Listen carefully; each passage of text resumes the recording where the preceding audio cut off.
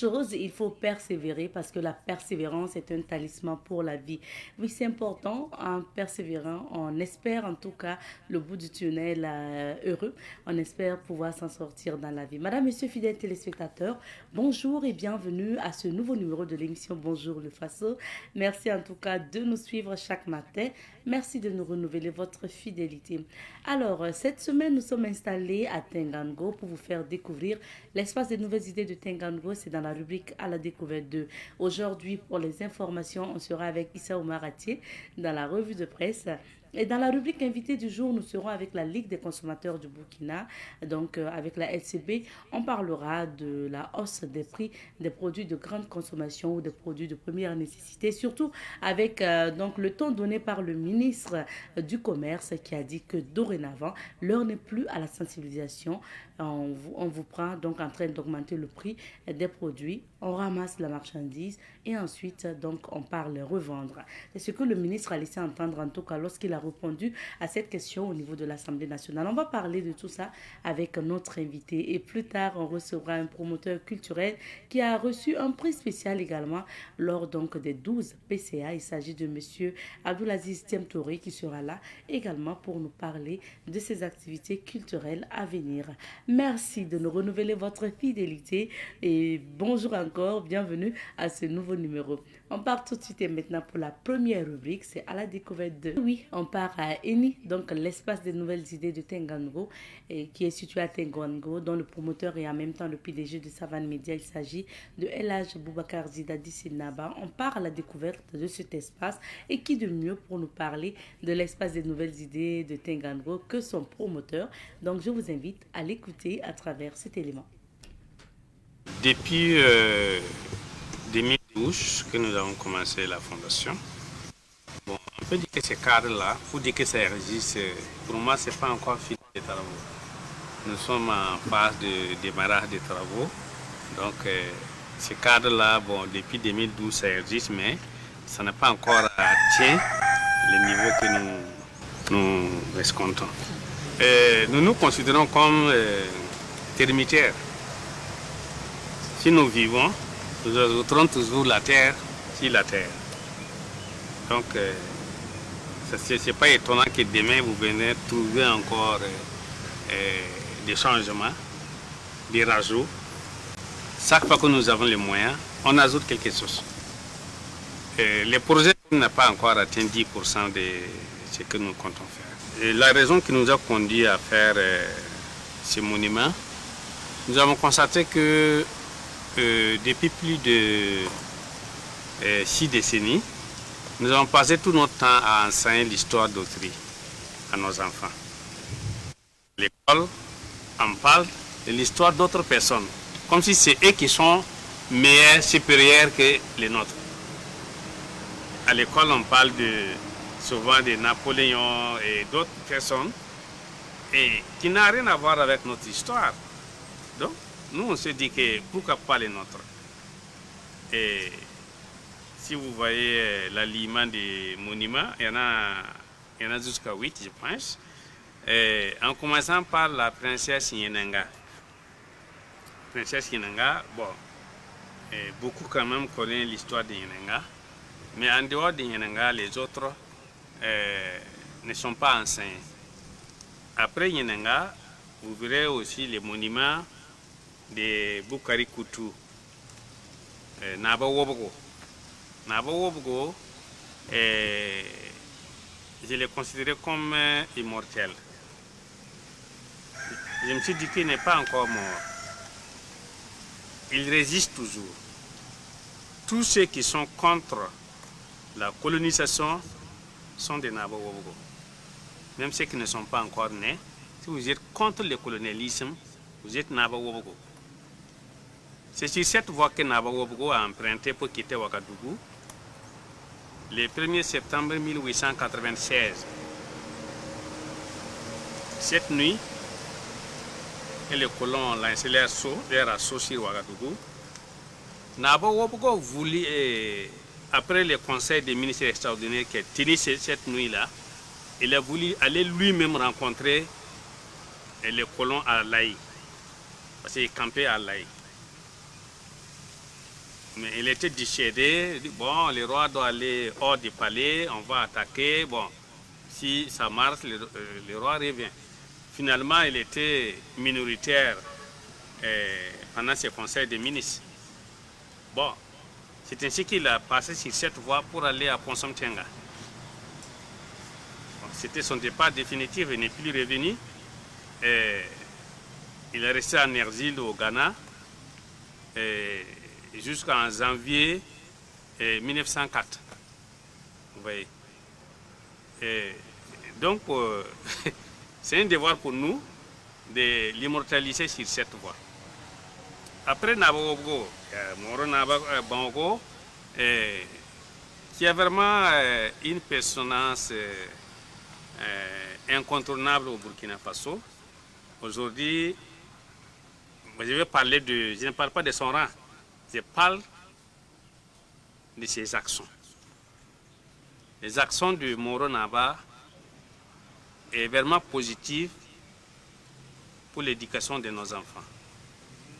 Il ne cesse toujours de parler de l'éducation des enfants. Un jour, il m'a même dit, nous avons éduqué nos enfants, mais moi, je te propose d'éduquer les géniteurs des enfants. Aujourd'hui, les enfants sont plus éduqués que leur papa. Ce qui n'est pas faux d'ailleurs. Ce qui n'est pas faux. Bon, il y a les Moro Naba Bango. Après les Moro Naba Bango, vous avez les chefs de Tiankodogo. Naba Tigre de Tiankodogo.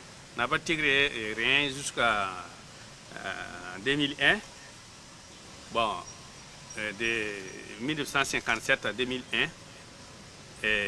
C'est quelqu'un qui a vécu beaucoup de choses. Bon, nous ne sommes pas là pour donner tous les détails, mais les enfants doivent savoir les figures emblématiques de notre culture. Raison pour laquelle on l'a fait au dehors. On aurait pu le faire à l'intérieur, mais on l'a fait au dehors pour ne pas qu'il y ait entrave de visite. Tous ceux qui veulent visiter peuvent venir, peuvent s'arrêter, regarder et continuer. Nous recevons ce matin Issa Omar Atié. Issa nous informe à travers bien sûr la revue de presse. Bonjour. Bonjour Abzeta et bonjour à tous les téléspectateurs de Savane TV. Bienvenue. Merci. On découvre d'abord les titres des jours. On va commencer tout de suite et maintenant par l'observateur Palga qui titre à sa une Relations franco-africaines. S'il y a bien un ingrat, c'est Emmanuel Macron, au propos du capitaine Ibrahim Traoré, président du Faso. Confédération des États du Sahel, seulement basé dans ses habits neufs de président de la Commission nationale, province du Nayala. Le BIR 23 neutralise plusieurs terroristes. Séjour d'Ousmane Sonko à Nouakchott, en Mauritanie, au nom de ce gaz qui réchauffe les relations sénégalo-mauritaniennes. 4 plus 1 du 29 novembre 2024, environ 80 millions pour le ticket d'Akuo Wermi. City au CHR de Koudougou, les travailleurs dénoncent leurs conditions de travail. Sidoaya affiche à sa une le capitaine Ibrahim Traoré, président du Faso. Le combat contre l'impérialisme est permanent. Canet Santé à l'alopécie, des mesures simples pour éviter la chute de cheveux. Trait de plume, Union africaine, les chantiers du successeur de Moussa Faki Mahamat. Préparatif de la 29e édition du FESPACO, le ministre chargé de la culture et des arts est au Tchad. Présidence de la Commission nationale de l'AES, Bassolma Bazier installé. On termine par le pays qui affiche à sa une aujourd'hui réponse du président Ibrahim Traoré à Macron. C'est grâce à nos ancêtres que la France existe aujourd'hui. Commission nationale de la Confédération des États du Sahel, Bassolma Bazier installé dans ses fonctions de président. Mauvaise exécution de marchés publics au Burkina, les responsabilités sont partagées. Communauté burkinabé en Côte d'Ivoire, prise de contact avec les milieux diplomatiques et consulaires. Léo dans la Sicile, un jeune homme égorge son rival. Rétrospective 2024, les faits marquants de l'année.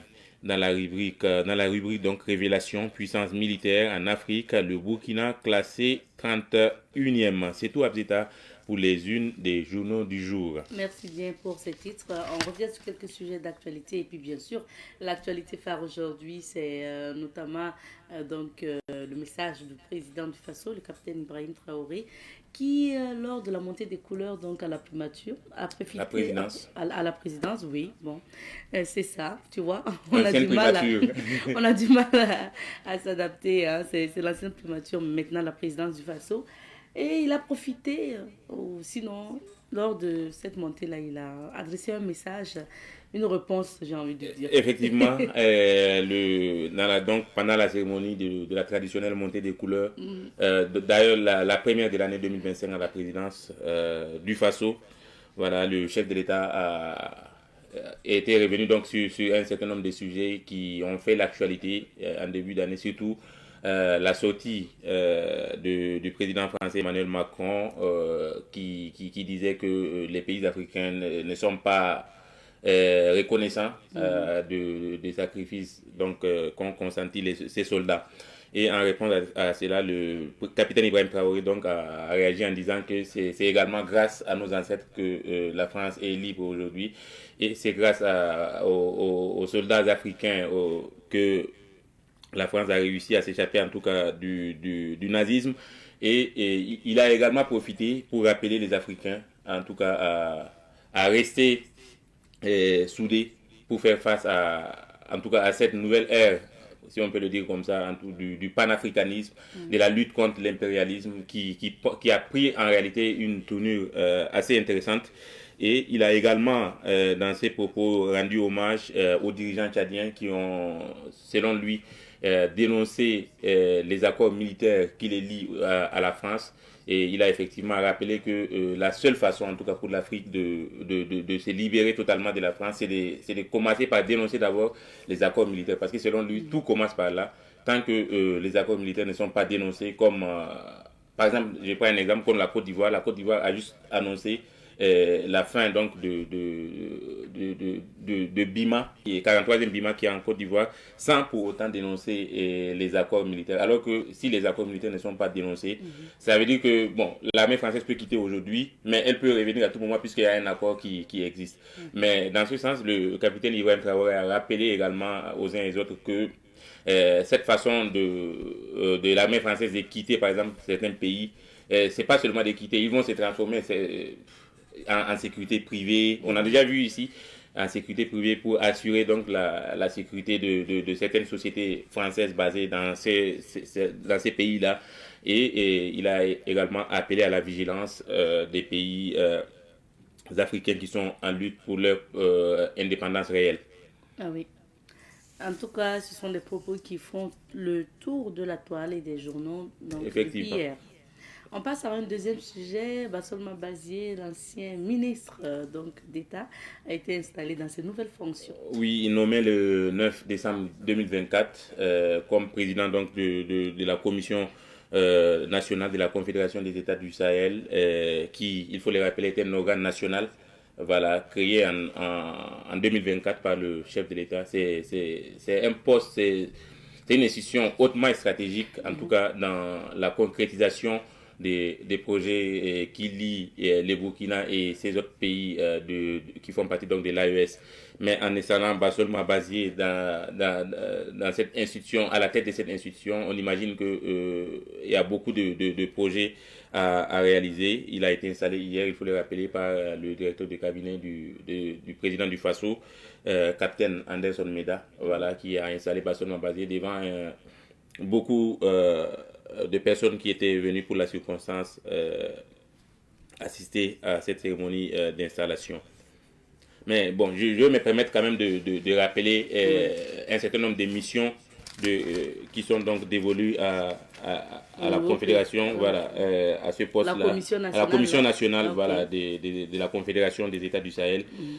On peut citer en autres suivre la mise en œuvre des décisions du Collège des chefs d'État et des sessions confédérales, donc des conseils des ministres et donc des États du Sahel, hein, je rappelle bien, préparer les réunions du Collège des chefs d'État, les sessions donc confédérale des conseils des ministres et les réunions des hauts fonctionnaires préparatoires des instances donc des instances de la Confédération des États du Sahel, établir au niveau national le programme annuel d'activité, suivre et coordonner son exécution, conduire des réflexions prospectives sur l'évolution donc de la Confédération des États du Sahel, proposer des mesures et actions à entreprendre en vue de la consolidation de la Confédération des États du Sahel, contribuer à l'élaboration de la stratégie de communication en collaboration avec les structures nationales et confédérales compétentes et suivre sa mise en œuvre au Burkina Faso, promouvoir donc la sensibilisation des populations aux objectifs de la Confédération des États du Sahel et enfin examiner tout autre dossier qui lui est confié. Donc ce sont entre autres les missions en tout cas qui sont dévolues à Bassolma Bazier. Merci bien, on va dire bonne mission. Merci, bonne mission à lui. Merci beaucoup Issa. Allez, je vous en prie. Alors tu restes avec nous, on va maintenant découvrir les couleurs du temps, c'est à travers la météo. Bien sûr, la LCB est représentée aujourd'hui par M. Assimiou Compaoré, secrétaire à l'organisation de la Ligue des consommateurs du Burkina. C'est notre invité du jour. Bonjour M. Compaoré. Ouais, bonjour Madame Nikema et bonjour à tous les téléspectateurs de Savane TV et au nom du président Traoré Dasmané. Permettez-moi de dire bonjour. Président de la Ligue des consommateurs du Burkina. Très bien, voilà. Alors permettez-moi de dire bonjour à mes camarades qui sont dans les 45 provinces, à savoir les 45 sections qui veillent matin, midi, soir pour que vraiment tout rentre un peu dans l'ordre.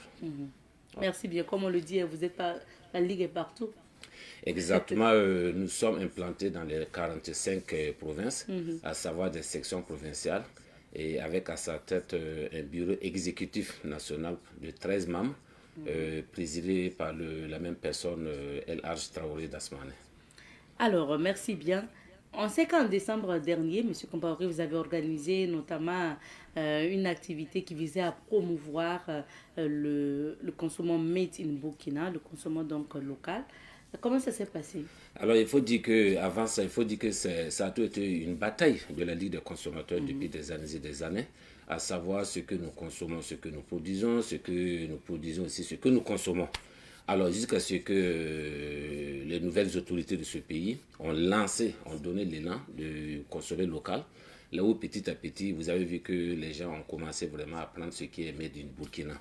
Et comme c'était vraiment une de nos luttes depuis vraiment fort longtemps, on s'est dit, mais pourquoi ne pas donner encore plus d'occasions, plus de visibilité, plus de promotion à nos vaillants producteurs, transformateurs.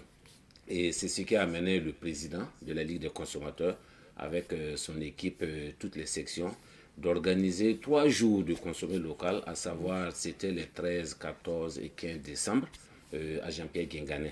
Et l'esprit c'était quoi? C'était vraiment promouvoir, rendre plus visible encore ce que nous avons de chez nous, pour ne pas dépendre chaque fois de l'Occident ou bien des États-Unis ou de l'Asie et même une partie de l'Afrique. Pourtant nous avons la matière première ici, qui souvent est transformée ici et évidemment consommée ici. C'est ce que nous a amené. Mais il faut dire aussi que ça ne se limitait pas vraiment à l'alimentaire. Non, c'était tous azimuts.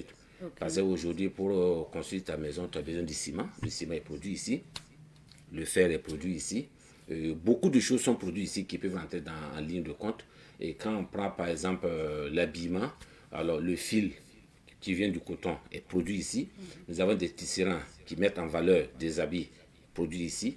Et certainement maintenant, notre souhait c'est quoi? Que les Burkinabés s'en approprient et porter pour donner plus de valeur à notre très cher beau pays, là où nous avons tout. C'est-à-dire que du début jusqu'à la fin, jusqu'au consommateur final, on n'a même plus besoin forcément de faire venir, d'importer quoi que ce soit dans certains domaines. Donc, ce fut une activité qui vous a permis d'atteindre cet objectif? Alors, il faut dire qu'effectivement, les objectifs étaient largement atteints parce que c'est la première édition. Et la première édition, nous avons mis en ligne de compte 50 stands. Et les 50 stands étaient vraiment tous envahis par des producteurs vraiment tous azimuts de divers domaines. Et pourquoi on dit que c'est largement atteint? Parce qu'on s'est fixé vraiment des objectifs. D'abord, donner un cadre idéal à nos producteurs, nos transformateurs de se montrer, ça c'est un. Mais permettre aussi à nos consommateurs de venir prendre quelque chose qui est bio, qui est sain, et surtout que nous étions pratiquement à l'orée des fêtes de fin d'année, il fallait inviter nos consommateurs à venir prendre ce qui était bon. Effectivement, les consommateurs ont envahi Jean-Pierre Guingané durant les 3 jours, si bien que, en tout cas, certains promoteurs ont fait de très très belles affaires, et nous aussi on s'en félicite parce que c'était vraiment l'objectif. Et on s'est dit que cette année encore, on va relancer la 2e édition, tout en élargissant encore le champ, j'allais dire, de promotion, et tendre encore à d'autres filières, parce qu'effectivement, il y a d'autres filières qui ont voulu, mais vu le manque de sang, ils n'ont pas pu se présenter. Alors on souhaiterait leur donner une occasion pour cette année 2025 de venir montrer de quoi ils savent pour que les consommateurs puissent encore faire confiance à ce que nous avons comme vraiment produits consommables ici. Alors, en attendant la 2e édition donc, de cette activité, parlons de ce qui est actuel. C'est notamment la vie chère qui est une réalité et que vivent beaucoup de Burkinabés aujourd'hui, avec notamment l'augmentation des prix des produits de première nécessité aujourd'hui. Et quel est vous êtes sur le terrain. Qu'est-ce que vous constatez aussi? Alors, si vous rappelez à l'introduction, j'ai félicité les 45 sections qui veillent matin, soir. Vous voyez, la Ligue des consommateurs interpelle, dénonce, mais nous n'avons pas vocation de fermer ou bien de ramasser quoi que ce soit. Mais nous suivons tout ce qui se passe sur le marché. Ça fait que quotidiennement, j'allais dire mensuellement, nos camarades qui sont dans les 45 sessions nous remontent tout ce qui est comme difficulté concernant la vie chère. Et nous colmatons pour en faire un mémorandum et puis poser le problème. Effectivement, depuis fort longtemps, nous avons constaté que la vie est chère. Voilà. Et la vie est chère, pourquoi?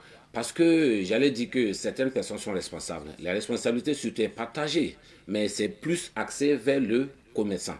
Parce que imaginez-vous que par exemple notre producteur, notre agriculteur qui profite de dame pluie pour produire son maïs ou bien produire je ne sais pas quoi. Alors, des gens viennent payer à un prix très très bas.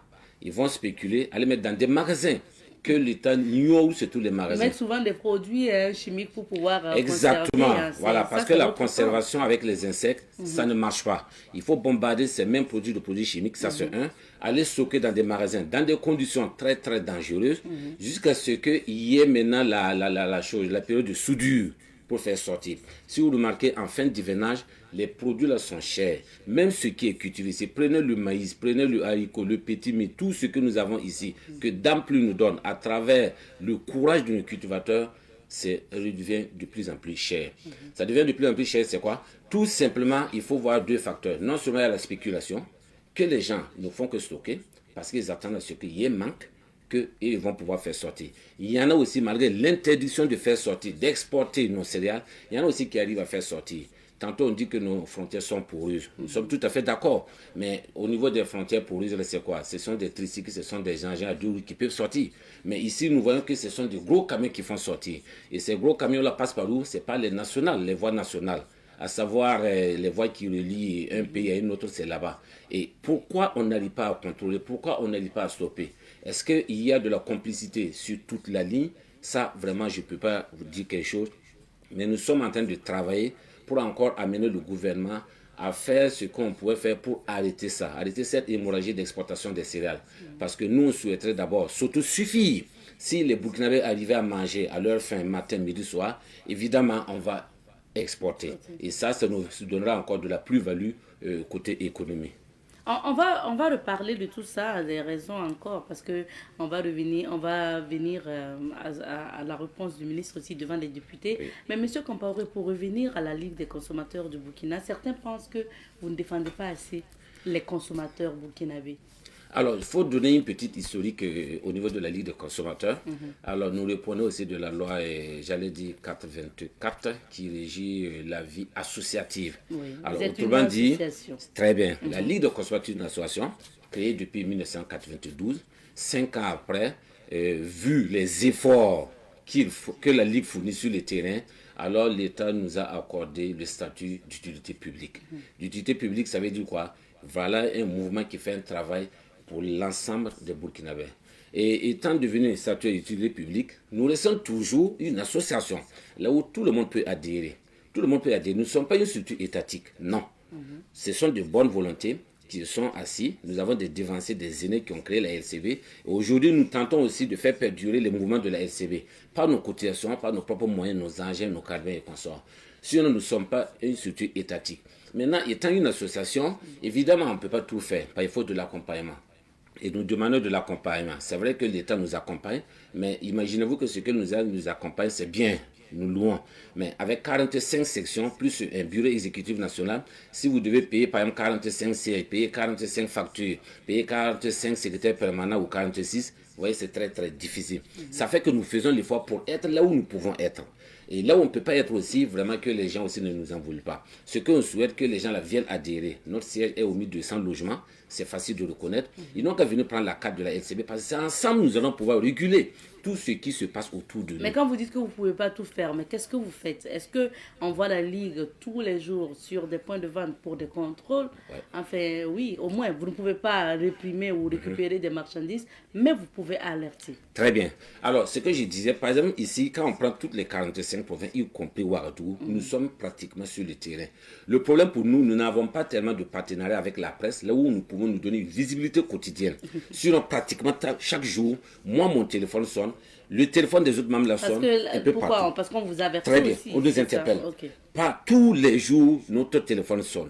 Si vous partez au ciel, vous allez voir des tas de plaintes que nous enregistrons pratiquement tous les jours. Et c'est dans divers domaines, que ce soit les téléphonies, que ce soit le carburant, que ce soit le consommateur alimentaire, que ce soit l'habillement, le gaz, le transport. Partout, nous sommes interpellés. Et à chaque fois que nous sommes interpellés, nous avons un responsable chargé des plaintes qui est très très dynamique. Aussitôt, il prend un problème à la main. Aussitôt, il partage avec le président, qui partage avec les membres du BN. Et sur l'été, nous sommes là. Et dans les 45 sections, nous avons ces présidents qui sont là, qui nous remontent chaque difficulté, chaque plainte qu'ils arrivent à gérer. Ils gèrent parce qu'ils participent dans tous les cadres de concertation au niveau des provinces. Et quand il y a un problème aussi, ils remontent. Ils travaillent avec la gendarmerie, ils travaillent avec la police nationale et avec la police municipale. Et autrement dit aussi, on peut dire que nous travaillons avec certains services techniques du ministère du Commerce, à savoir la BNOR, la BMCRF, le Comité national de lutte contre la fraude. Il y en a beaucoup, de celui que nous travaillons avec. Et on reste visible. À vrai dire, nous sommes un peu partout. Et même la presse même nous invite un peu partout à ce qu'on puisse s'exprimer, se donner encore de la visibilité auprès des consommateurs. Parce que les consommateurs attendent la Ligue des consommateurs. Effectivement, quand on écoute certaines émissions interactives, bon, il y a des gens qui se demandent, mais Ligue des consommateurs, tu es où? Ligue des consommateurs, tu fais... Non, nous ne sommes pas embauchés par l'État. Ah oui. Nous utilisons nos propres logistiques, notre propre carburant, nos propres unités. Le matin, je suis sur votre plateau, je suis venu de moi-même. Moi, j'entends souvent certaines personnes dire, mais pourquoi la Ligue n'organise pas une marche pour dire nous sommes contre la vie chère? Allez, c'est trop là.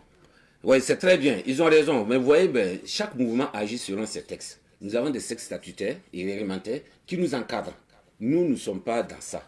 Ce que nous pouvons voir seulement, c'est que vous, Madame Nikema, vous venez nous voir. Bon, votre voisin boutiquier, voilà le litre d'huile, il vend à tel prix. Contrairement de l'autre côté. Nous, on prend ça. On essaie d'aller avec notre propre argent pour payer voir. Parce qu'on essaie d'avoir toutes les preuves pour pouvoir maintenant attirer l'attention de qui de droit. Donc nous aussi, nous partons, nous constatons. Si effectivement il s'avère que ce dernier fait de la surfacturation sur le litre d'huile, évidemment, nous allons partir, mais nous allons revenir. Et quand nous allons revenir, c'est quoi? Notre travail, c'est quoi? C'est attirer l'attention du ministère du Commerce par rapport à une boutique qui fait de la surfacturation ici. Parce que. Et c'est à eux maintenant d'aller maintenant terminer l'affaire. Vous êtes plus sur ça que de sortir faire du bruit.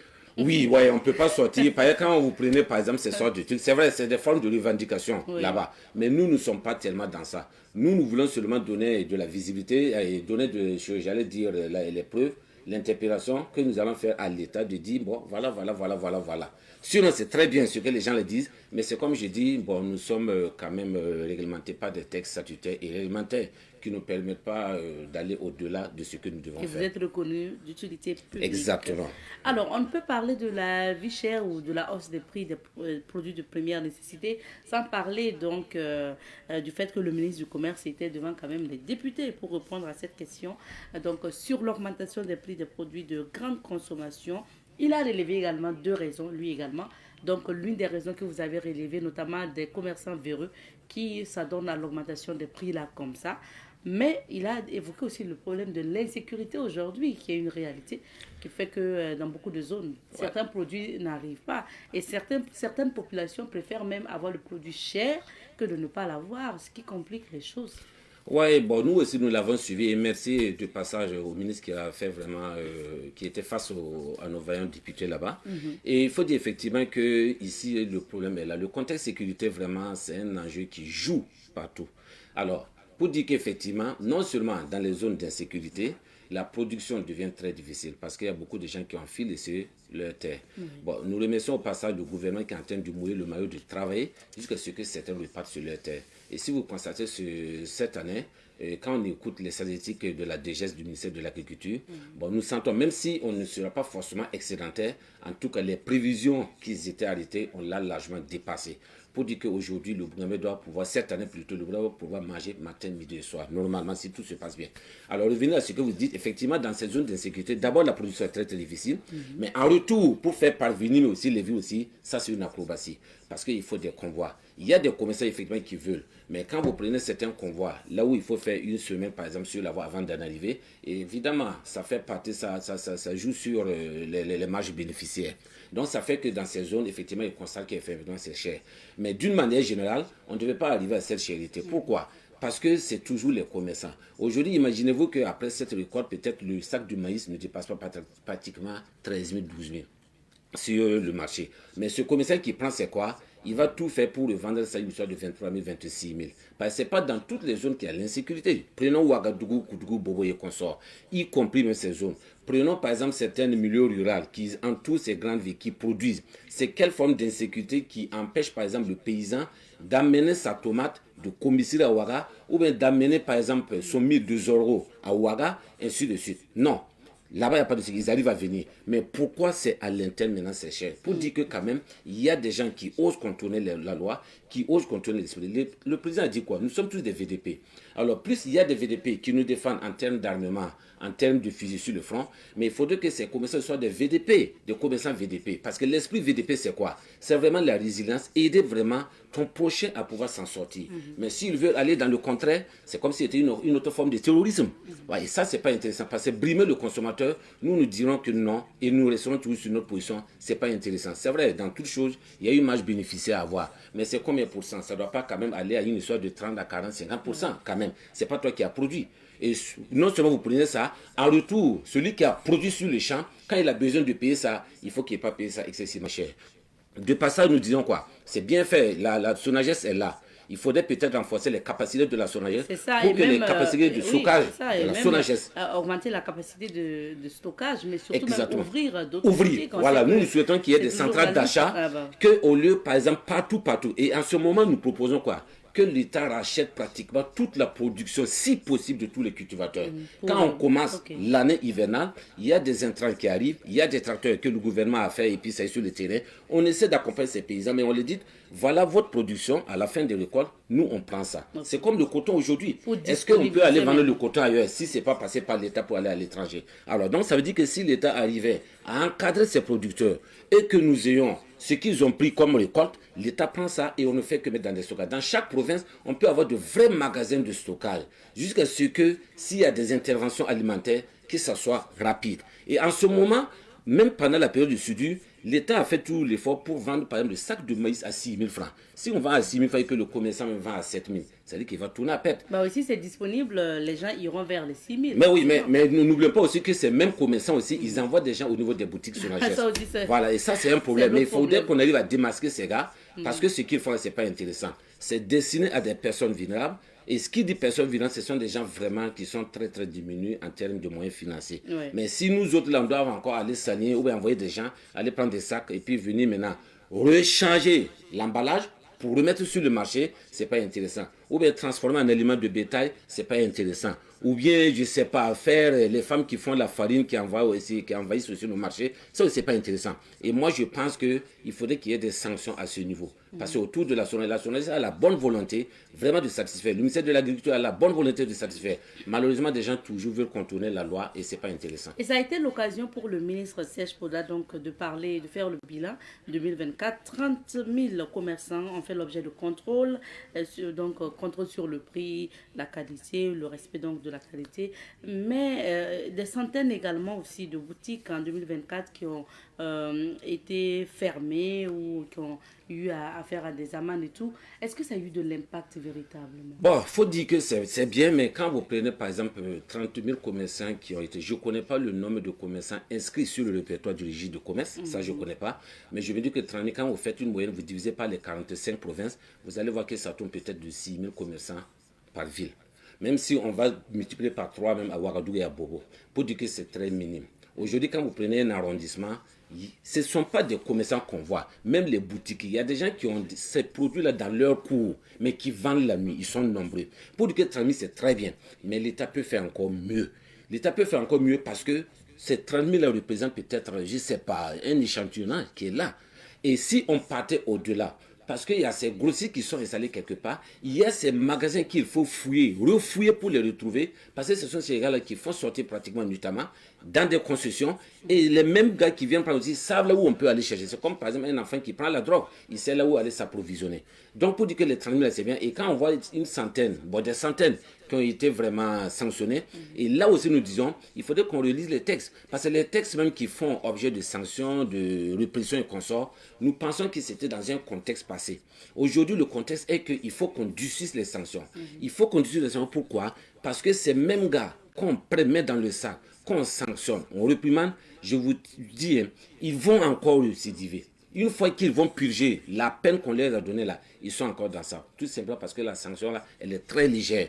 Et c'est pas normal. Donc nous demandons seulement à l'État, ce que l'État fait déjà est très bien. Il y a des structures qui sont là, mais est-ce qu'ils ont le nombre suffisant de personnes pour parcourir les 45 provinces? Parce que le problème, c'est pas Ouagadougou, Bobo, Koudougou, Ouagadougou seulement. Donc, il faut aller un peu partout. Même ça dans veut les dire que communes. la LCB devrait... Justement, nous travaillons actuellement même pour être même dans les communes. Nous travaillons pour être dans les arrondissements. Ça serait notre cheval de bataille pour cette année 2025. On va élargir. Et c'est là où nous demandons l'adhésion de tous les Burkinabés à venir. On va faire face à ceux qui veulent contrecarrer les efforts quotidiens de l'État. C'est pas normal que l'État se sacrifie. C'est pas normal que les Burkinabés se sacrifient à travers des retenues, des cotisations, et d'autres veulent en profiter, faire vraiment la belle vie. Ça, c'est pas bien et nous ne serons jamais d'accord. Et nous demandons vraiment la relecture. Parce qu'il faudrait que cette sanction-là puisse servir de leçon, même jusqu'aux arrière-petits-fils de celui qui a fauté. Mais le ministre a donné le ton, hein, donc je vais vous lire sa déclaration, notamment sa citation devant les députés. On a décidé de ne plus sensibiliser. On ferme, on ramasse la marchandise et on va vendre. Il a dit ça. Il a dit ça. Mais nous pensons que le ministre Poda, il a bien dit ça. Mais je pense que on devait faire ça depuis longtemps. Parce que la lettre qui a été donnée par la LCB, c'est pratiquement depuis 2018-2019. Quand la Covid est venue, la guerre Ukraine a commencé, c'est à partir de là, les surenchères ont fait maintenant preuve sur le marché qu'effectivement, ça ne va pas. Et nous avons toujours alerté. Des ministres sont passés, on a été les voir. Vous parlez de quelle lettre, monsieur Compaoré? Non, je veux dire que l'alerte. Voilà, d'accord. on a fait l'alerte. Et il y a beaucoup de ministres qui sont passés. Et chaque ministre qui est passé a reçu en audience la Ligue des consommateurs. Il y a eu une commission tripartite au ministère du Commerce, l'Observatoire des prix. C'est-à-dire que c'est une rencontre trimestrielle. Bon, actuellement, c'est devenu mensuel.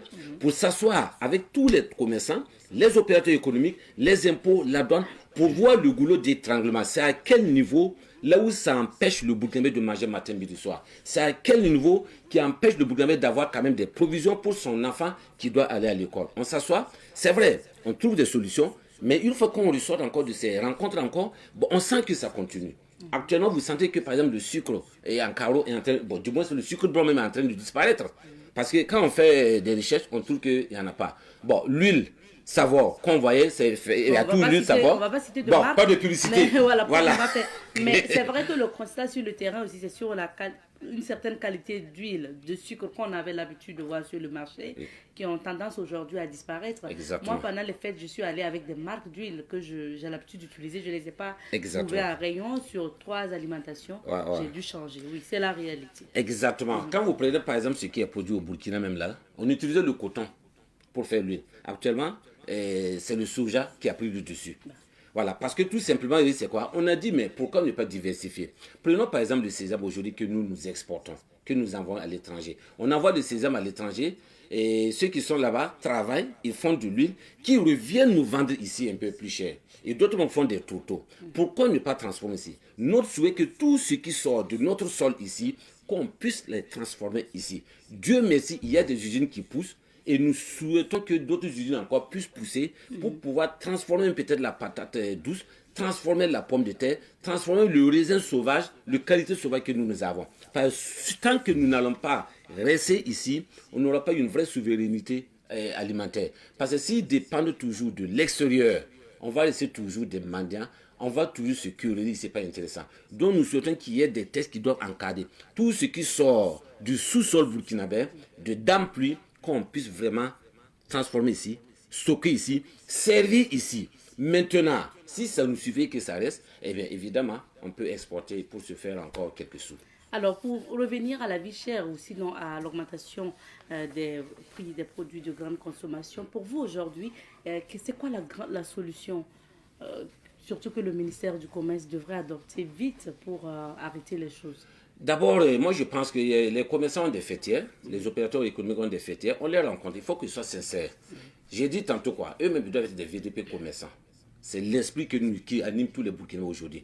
Nous sommes d'accord que certains produits qui viennent de l'extérieur, souvent côté transport, que ce soit le transport ou les différents gains que nous observons, il y a toujours des hausses. Mais tant qu'il y a des hausses là-bas, évidemment on peut comprendre. C'est vrai, il peut y avoir hausse à l'étranger. Quand ça arrive ici, il y a toujours des fourchettes, des marges bénéficiaires que le ministère du Commerce donne. Mais des gens veulent aller au-delà. Et parce ça, qu'il y a les prix fixés. Et puis après, il y a ceux qui dépassent ces prix-là. Exactement. Malheureusement, ceux qui dépassent, ils sont plus nombreux. Quand nous rencontrons les opérateurs économiques, les grands transporteurs, ceux qui prennent les choses, les grossistes, ils disent quoi? Qu'ils prennent au prix vraiment fixé par l'État. Maintenant, quand tu descendu dans ces boutiques, souvent des boutiques 6 tôles, 8 tôles, ils n'ont même pas la ventilation pour garder nos produits chauds, c'est eux-mêmes qui sont chers. Quand vous prenez dans le marché, ceux qui vendent des détails dans des bouteilles de 50 francs, 100 francs, c'est eux aussi qui enchérissent la vie. Alors pour dire quoi, il faudrait que chacun soit conscient. Chacun se dise que la lutte que nos VDP, nos FDS mettent au front, nous devons les encourager. Nous devons les encourager. Pourquoi? Parce que ces mêmes éléments qui sont au front, matin, midi et soir, qui dorment sur les arbres pour que nous puissions vivre là, leurs épouses, leurs enfants, leurs parents sont dans les mêmes villes. Et ils paient encore très cher. Est-ce que ça là c'est bien? Pendant que l'élément me défend, ses parents doivent venir payer cher chez moi. Nous sommes tout à fait d'accord, chacun cherche les bénéfices. Mais quand même, il y a des moments, il faut savoir dire non. Il faut que je sois honnête. Honnête envers Dieu, honnête envers les autorités de ce pays et honnête envers tous les consommateurs. Parce que si on doit compter dans ça là, bon, ce ne serait pas intéressant. Ce ne serait pas intéressant. Pourquoi? Parce que nous, on ne peut pas comprendre que le paysan a cultivé le sésame. On prend ce sésame, on part dans d'autres pays, transformer en du riz, revenir pour vendre à ce paysan, là où il sent que quand même il a été arnaqué pratiquement triplement ou quadruplement. Ça, c'est pas intéressant. Donc moi, je pense que c'est l'État aussi de prendre ses responsabilités. Il faut toujours fouiller. Ici, si on doit fouiller et qu'on prend par exemple des gens qui sont dans cette manœuvre-là, que vraiment ils soient sanctionnés. Mais sanctionnés comment? Aujourd'hui, nous avons assisté à un procès qui a été médiatisé. Il faudrait que ces sanctions soient médiatisées au vu de tout le monde. Arrive à la très bien. Que vous, Madame Nikema, vous puissiez savoir que le voisin qui a la boutique là-bas a été sanctionné. Ou bien la boulangerie qui est à l'autre côté là-bas a été sanctionnée. Il faut n'avoir pas respecté la réglementation. Il faut de la visibilité. Parce qu'ils ont parlé des centaines de commerçants qui ont été sanctionnés. Et 30 000 et quelques qui ont été visités. C'est très bien. Mais quelqu'un va dire que peut-être c'est sur papier. Est-ce que, par exemple, vous, au niveau de la presse, vous avez accompagné le ministère du Commerce? Je ne sais pas. Nous faisons notre travail. Et il y a des moments où nous alertons. Nous avons reçu pratiquement des prix, des distinctions. Quand vous prenez par exemple les industriels, ils nous ont donné des prix, un prix cette année, tout simplement parce que nous faisons la promotion du consommateur local. Ils nous ont encouragés. Quand on prend par exemple la BMCRF, la Brigade Mobile, ils nous ont donné un prix. Tout simplement, nous sommes là pour la lettre. Nous les aidons à démasquer les fautifs. Si on arrive à avoir ces deux prix pour cette année, l'année passée 2024, c'est que la SB fait un bon travail et le ministère du Commerce aura encore plus d'intérêt, gagnera toujours en associant la Ligue des consommateurs jusqu'aux 45 sections et bientôt même les communes. Parce que c'est nous qui voyons, c'est nous qui savions de quoi il s'agit. Et c'est nous encore, on a les raccourcis pour interpeller qui de droit. Que ce soit la police municipale, la gendarmerie, la BNORM, tout ça là. On peut les interpeller. Parce que ces structures-là ont la bonne volonté, ils sont bien engagés, mais ils sont en sous-nombre. Ils sont combien? Quand on doit faire un ratio, par exemple, des éléments, le personnel de la BNORM, par rapport à ces industriels qui sont là, vous allez voir que... Mais maintenant, comme le ministre a dit que l'heure de la sensibilisation est terminée et que si on prend un commerçant augmenter les prix donc des produits de grande consommation ou de première nécessité, alors qu'il y a la réglementation qui a fixé les prix, en principe, on ramasse les marchandises et puis on part revendre. Est-ce que vous pensez que vraiment, il faut arrêter les discussions. Et puis voilà, tac, tac, tac, on Ouais. part, on Bon, contrôle. quelqu'un a dit qu'au Burkina, nous sommes très forts dans l'élaboration des textes, des lois, des décrets. Mais sur le terrain, il y a des obstacles. Effectivement, il faut qu'on mette fin, on arrive à mettre fin à ça. Et mettre fin à ça, ce n'est plus le temps de parler, ce n'est plus le temps de dialoguer. Tous les commerçants savent ce qu'on veut. Aujourd'hui, si on prend quelqu'un qui veut contourner l'esprit de la loi, vraiment que ce type-là, on retire, s'il était répertorié sur le registre du commerce, qu'on retire son immatriculation et qu'on le sanctionne triplement ou quadruplement. Parce que tant que les sanctions ne vont pas décourager ce dernier et décourager ceux qui aspiraient à aller dans cette société-là, nous n'allons pas nous en sortir. Donc ce que le ministre a dit là, c'est vrai. Et nous osons croire qu'effectivement la récréation est bel et bien finie. Tout commerçant qui sera pris, nous-mêmes nous allons descendre sur le terrain parce que nos camarades qui sont dans les 45 sections sont déjà alertés. Ils vont constater. Nous partons payer comme les autres consommateurs. Mais quand on constate une différence de prix à la hausse, alors tenez-vous bien qu'on ne va pas s'asseoir. Parce que chaque fois, ils nous font que nous remonter les différents prix colmatés sur le terrain et dans nos différentes provinces. Parce que la consommation, ce n'est pas les grandes villes seulement. Quand on part dans les périphéries, l'arnaque est encore plus forte là-bas, tout simplement parce que les services de contrôle manquent. Et si les services de contrôle manquent, c'est parce qu'au niveau côté société civile aussi, on n'est pas bien étendu. Et c'est ça qui est dans l'esprit de la LCB, d'étendre quand même ces mouvements jusqu'à certains moments, jusqu'à dans les plus petites unités administratives du Burkina, pour que la lutte là soit vraiment au diapason. Et nous demandons aussi toujours l'accompagnement. Parce qu'aujourd'hui, on ne peut rien faire sans les moyens, sans la logistique. Et on veut ça. C'est ça qui nous manque aujourd'hui. Dans certains pays, il y a certaines structures de défense des consommateurs qui sont très bien nantis. Ils ont leur propre laboratoire, ils ont leur propre logistique. Ils ne dépendent même pas de l'État. C'est-à-dire tout ce qui vient seulement, ils sont au devant. Et ils arrivent à donner des résultats. Malheureusement, ici, vraiment, les moyens font défaut. C'est vrai, l'État nous accompagne. Et nous souhaitons que l'État encore nous accompagne plus, que d'autres partenaires aussi nous accompagnent plus. Parce qu'aujourd'hui, c'est quoi? Il ne faut pas dire que nous sommes à Ouagadougou, nous mangeons sain. Non, c'est faux. Tout ce que nous mangeons là, 70%, ce n'est pas bio. Prenez les pesticides, que ce soit homologué, non homologué, les herbicides, ça envahit nos champs. Nous consommons parce que, par exemple, les époux sont allés au marché payer la tomate et l'oseille. Mais qu'est-ce qui a fait pousser cette oseille? On ne peut pas savoir. C'est difficile. Pour dire que même dans les hôtels, quand on arrive et puis on nous donne la fourchette et le couteau à côté et puis on est là, on mange à table, attention, ce n'est pas évident que c'est bio. Donc il faudrait que tous ceux qui croient qu'ils n'ont pas dans des vrais restaurants là, la source là, c'est empoisonné. Là, il faut le savoir, comme vous le dites. Ouais. On a compris, hein, M. Compaoré, à travers ces échanges que vous dites, il faut plus d'action sur le terrain, il faut sévir également. En tout cas, merci d'être passé sur ce plateau. Merci. Et vous avez dit que vous souhaiterez que pour ces commerçants-là qui ne respecteraient pas les prix, donc, de ces produits-là, qu'on puisse aussi les juger. Exactement. Les présenter. Les médiatiser pour qu'on puisse savoir que tel commerçant. Tenez-vous bien que dans le passé, quelqu'un nous amenait des canettes de Coca-Cola ici. On en a même été en justice. Vous voyez comment ça donnait. Et d'autres aussi ont amené du riz pourri. Récemment là, le président, le chargé des plaintes, ils ont fait le tour pratiquement des ports. Pas des ports, des frontières.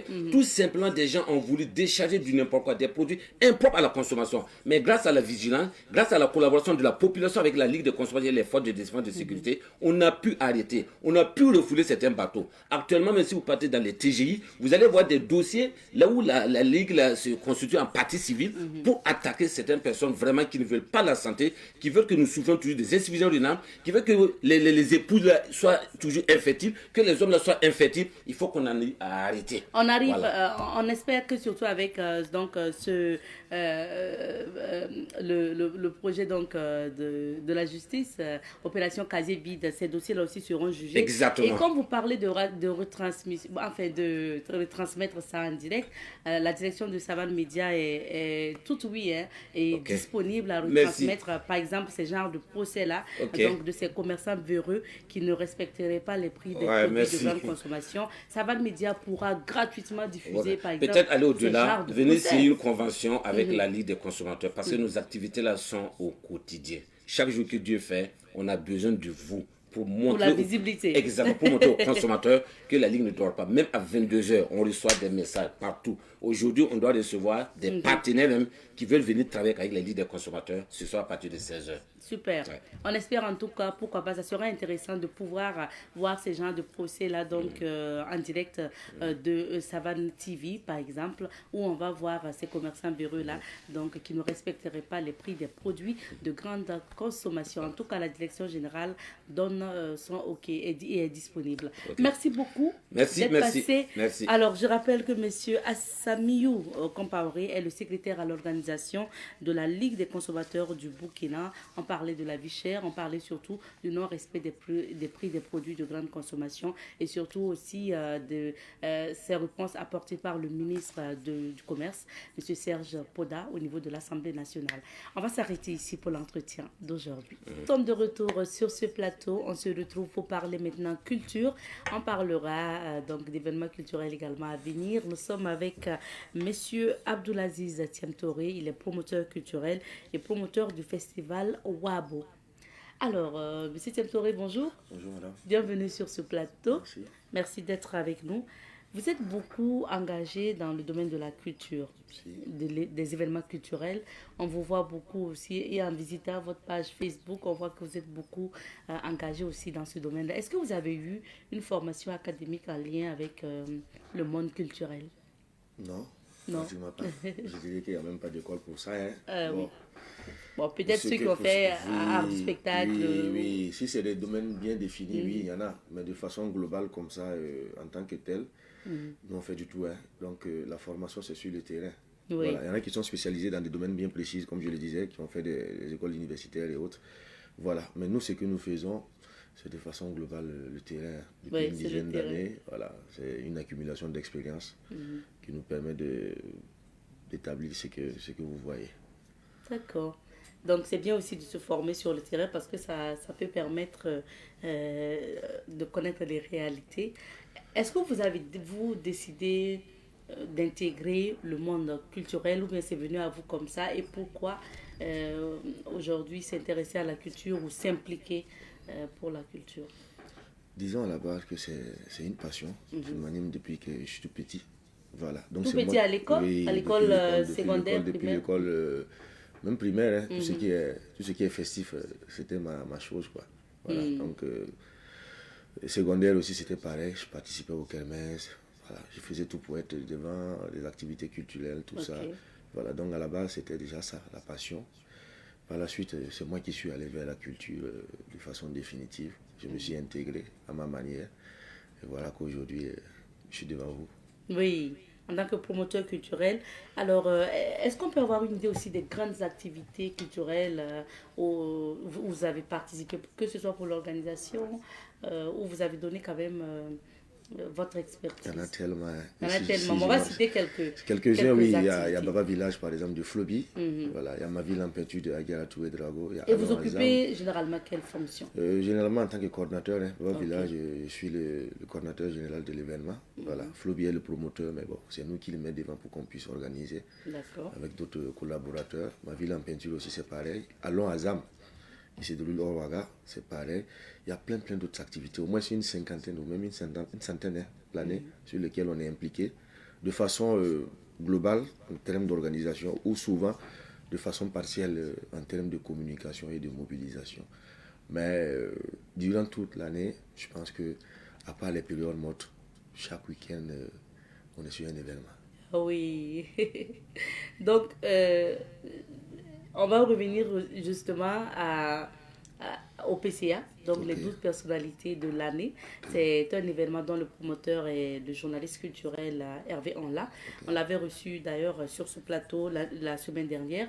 Vous avez eu un prix spécial lors des 12 PCA de cette année. Rappelons que c'est le troisième prix. Hein.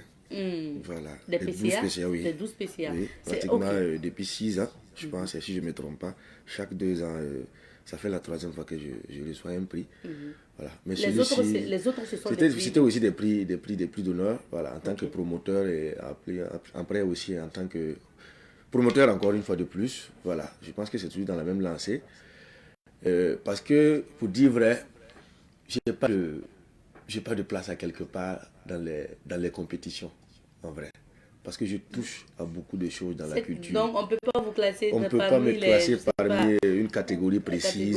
Voilà. Donc, ça fait que c'est beaucoup plus compliqué. Ok, on va vous mettre parmi les photographes, parmi... non, je fais du tout et je collabore avec tout le monde. Oui, ça fait que c'est un peu complexe de préciser ce qu'Aziz fait dans le domaine de la culture. Je suis promoteur tout court.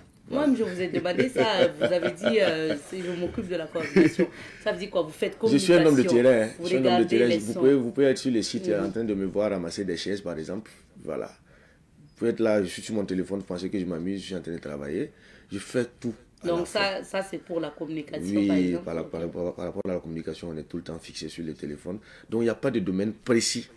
Il n'y a pas d'activité précise au niveau de la culture où on peut nous insérer, même si on essaie souvent. Voilà. Je suis communicant, je suis promoteur, je suis organisateur, je suis tout, planificateur, je suis tout à la fois. Donc c'est les prix d'honneur que j'ai reçus depuis 6 ans maintenant. Mais je pense que c'est le dernier et récent qui m'a le plus marqué. Et pourquoi? Voilà, parce que ils ont travaillé. Hein. Je peux dire que c'était l'une des rares fois où on arrive à me surprendre. Moi, généralement, quand on commence à faire un truc sur moi, j'ai des échos. Mais franchement, sur ce coup, il y a eu un VTR qui est passé en pleine soirée où ils ont fait intervenir des personnes de ma famille, notamment ma femme, ma fille, et puis bon, des collaborateurs directs comme Yougos et Bila. Et les mots ont été vraiment touchants. Ouais, ça m'a beaucoup marqué parce que je n'imaginais même pas ce que je faisais pour les autres. Je n'imaginais pas la place que j'occupais dans le monde culturel burkinabé. Mais c'est après ce VTR-là que je me suis rendu compte que vraiment je suis important pour des personnes, je suis important pour mon pays. Et leur manière de le faire de mon vivant m'a beaucoup plus touché. On vous a rendu hommage. On m'a rendu hommage pendant que je suis là, pendant que je suis jeune, pendant que je fais toutes ces choses. C'est vraiment énorme. Et c'est l'occasion pour moi de remercier toutes ces personnes derrière ça, notamment Hervé Onla, mon vieux. Merci pour tout. Oui. C'était l'une des rares fois où j'ai vraiment tremblé, j'ai vraiment frémi. Et merci à Yougos, merci à Bila, merci à ma famille, merci à toutes ces personnes-là qui me soutiennent, merci à Savane TV qui m'offre aussi l'occasion de m'exprimer par rapport à ce que je fais comme passion. Merci beaucoup. Merci. On va revenir sur la photo donc, de M. Thiam Touré et on va juste regarder avec nous M. Thiam Touré. C'est qui? C'est ma fille. Votre fille? Oui. Ah oui? Ah oui, c'est une grande demoiselle. Oui. Ah oui, d'accord. Alors, donc ça veut dire que ça a été une soirée qui s'est plutôt bien passée pour vous? Si, ça a été pour énorme. Les 12 PCA. Ça a été énorme. Disons que j'ai été le clou même de la soirée parce que c'est ce qui a retenu beaucoup plus les gens. Oui. Après, oui, il y a eu le prix de Floby auquel tout le monde s'attendait. Mais côté émotion, oui, ça nous a vraiment marqué. Et cette surprise de la team de Hervé et de mes collaborateurs. Et pour vous, en fait, pourquoi en fait on vous rend hommage? Qu'est-ce qui vous a valu ces prix-là? Parce que vous l'avez dit, ça fait la 3e fois qu'on vous décerne un prix d'hommage, un prix spécial. C'est comme je le disais dans l'un de mes posts, je me pose souvent la question à savoir si je mérite tous ces honneurs. Mais après tout ça, il y a quelque chose qui est derrière. Il y a eu un travail qui a été fait. Voilà. Que je ne savais même pas qu'il y a des gens qui me suivent pour ça. Par exemple, durant 2024, on a assez couru. On a couru, ça se sent toujours même sur mon visage, qu'on est fatigué, on est épuisé, mais on ne lâche pas. C'est le donner, je dirais. C'est le fait d'être là pour les autres. C'est le fait d'être là pour aider les autres à faire ce qu'ils veulent faire, sans pour autant se fixer des conditions préalables. Je peux dire que 2024, même mes activités de mon entreprise Pro Communication n'ont pas été aussi nombreuses que ça. Voilà. Mais j'ai couru beaucoup plus pour les autres. J'ai couru beaucoup plus pour d'autres activités. Et quand je prends un engagement, je suis à fond jusqu'à la fin. Je ne trie même pas d'événements. Il y en a même sur lesquels on ne m'appelle pas. Je n'ai aucun contrat. Mais quand je voyais que ça me tique seulement, je commence à communiquer dessus. Je vais même à me déplacer, à aller soutenir l'activité. Je pense que c'est l'ensemble de toutes ces choses-là qui ont valu le prix 12 PCA de cette année. Et d'ailleurs aussi pour les autres prix, c'est pareil. Hein, voilà. On se donne à fond depuis une dizaine d'années. Peut-être qu'on était moins connus qu'aujourd'hui, mais on est dedans. Ah oui, Aziz la merveille, ouais. C'est ça en fait votre ça, nom, le surnom. le surnom ou le nom artistique.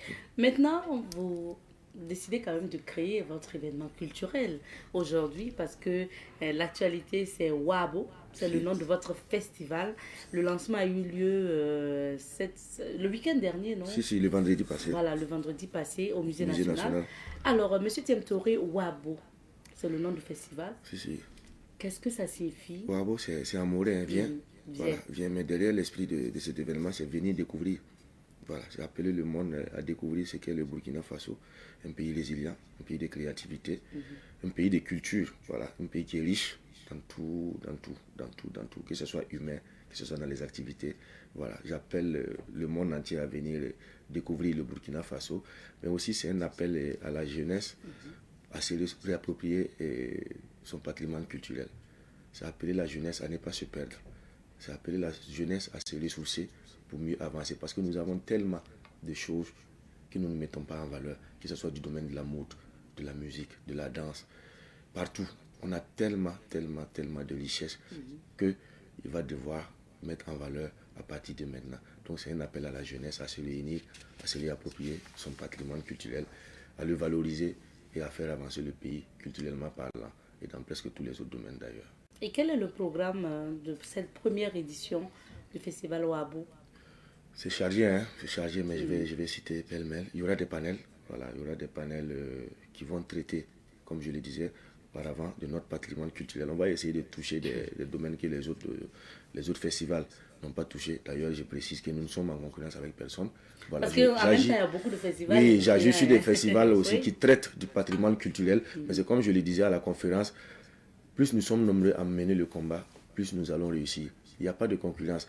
Chacun essaie de faire sa chose sans marcher sur l'autre, en fait. Ça sera quoi votre particularité? La particularité, c'est de faire des choses qui incombent la jeunesse. C'est comme je le disais, il y aura des panels où on va traiter, par exemple, de l'utilisation des instruments locaux dans la musique.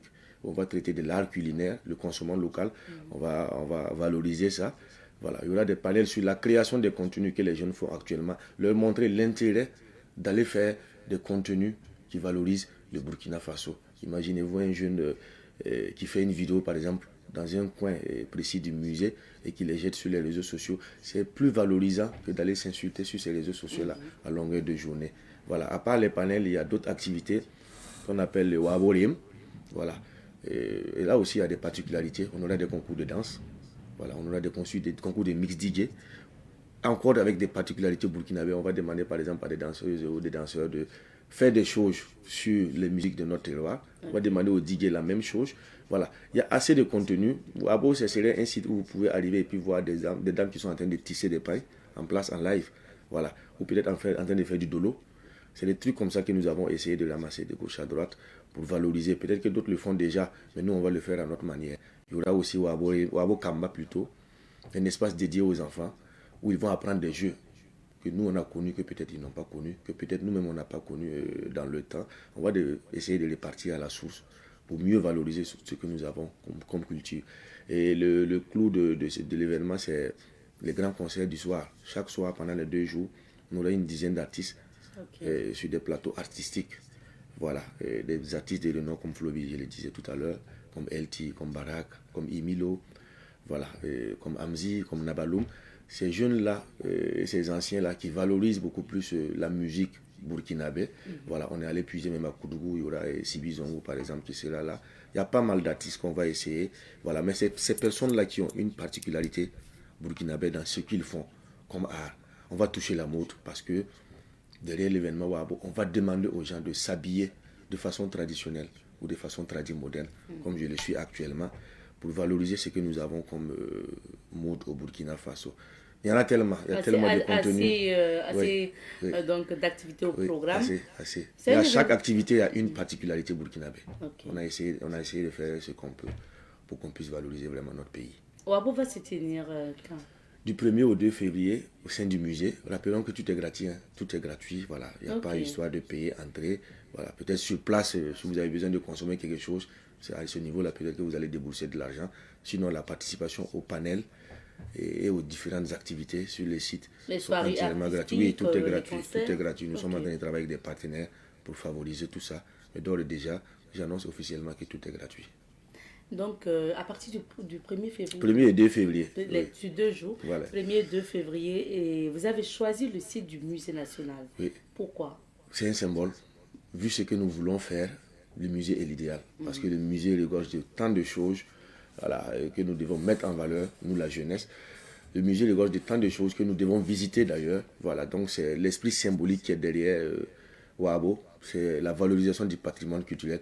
Et tout le monde sait que le musée représente valablement notre patrimoine culturel. Donc, ce n'est pas anodin. Le lieu a été choisi avec précision pour ça. Voilà, précision même que nous sommes en collaboration avec le musée, où on va permettre aux participants même de visiter certains espaces du musée et savoir ce qu'il y a aussi dedans. Donc, tout ça participe vraiment à Wabo. C'est l'esprit qui est derrière. Alors, M. Thiem Touré, merci beaucoup. Est-ce que vous avez un message particulier à l'endroit des Burkinabés, surtout pour ce nouveau festival-là que vous venez de créer? C'est de dire aux Burkinabés de rester toujours fort. Voilà, tôt ou tard, on va s'en sortir. On reste debout, hein. On est résilient. On se bat pour s'en sortir à tous les niveaux, hein.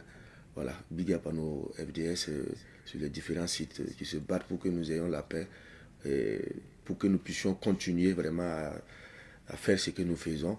On leur dit grandement merci, on leur dit vraiment merci pour tout. Voilà.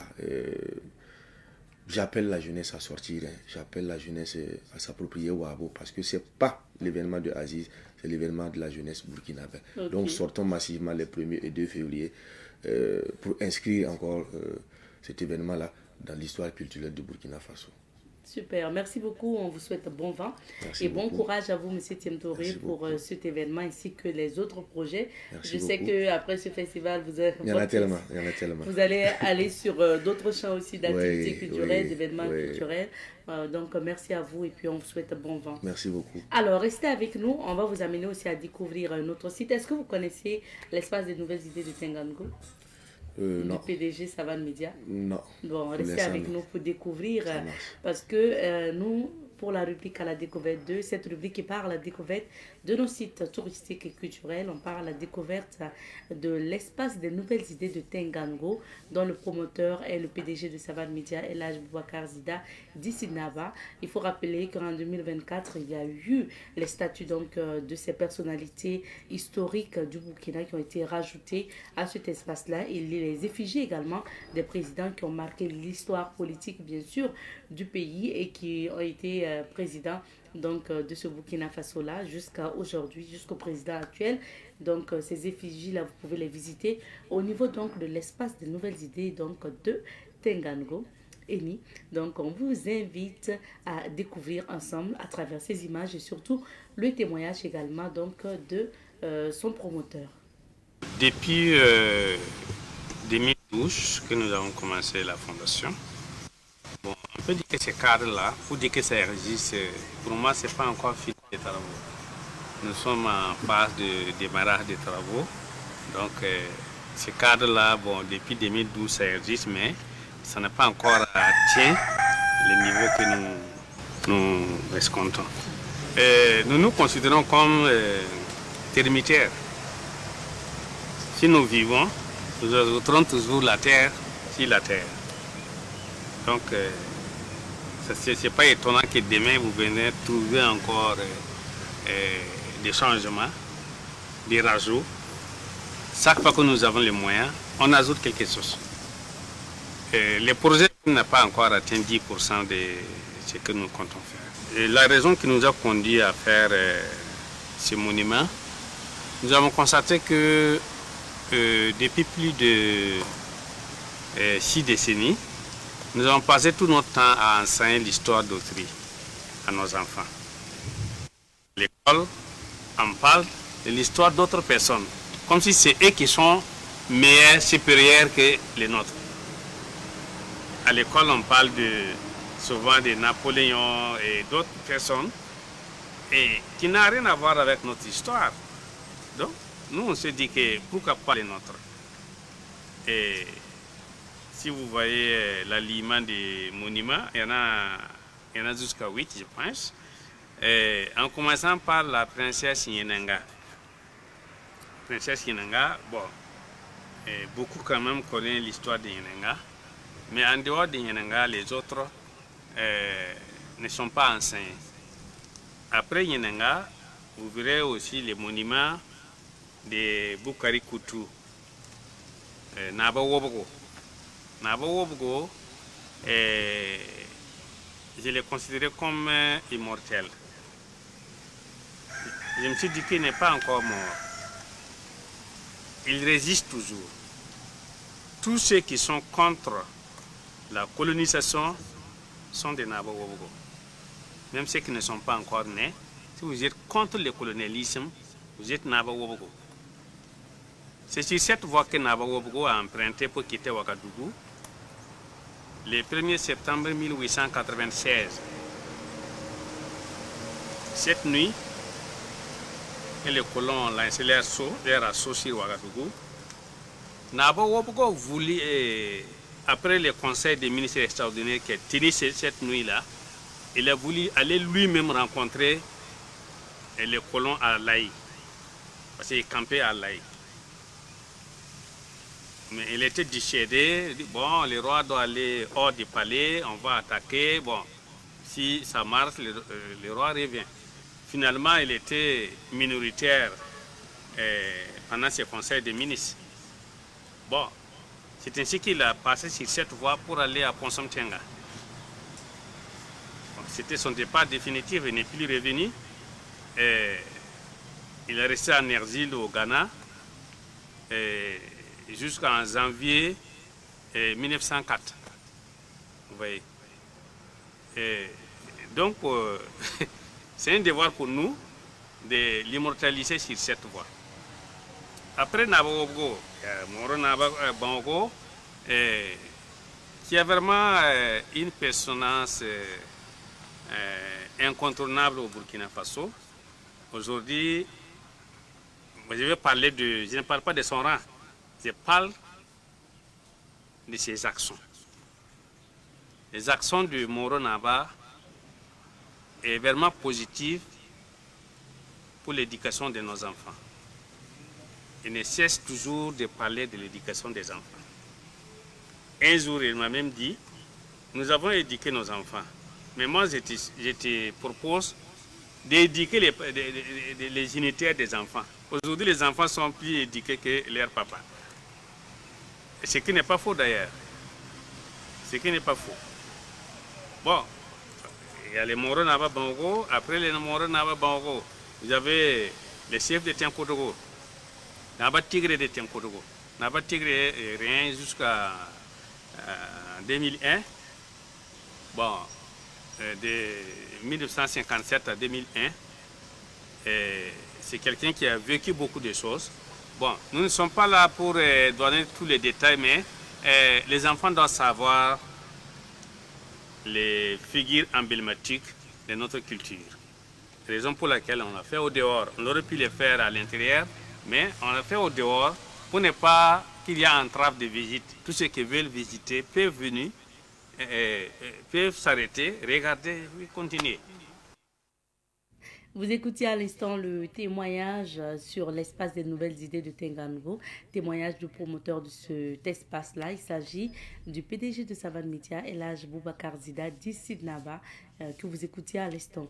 Merci de votre fidélité. Alors, point final là pour Bonjour le Faso d'aujourd'hui. Merci à vous de nous avoir suivis. On se retrouve, Inch'Allah, demain pour d'autres aventures. Allez, portez-vous bien et tuse.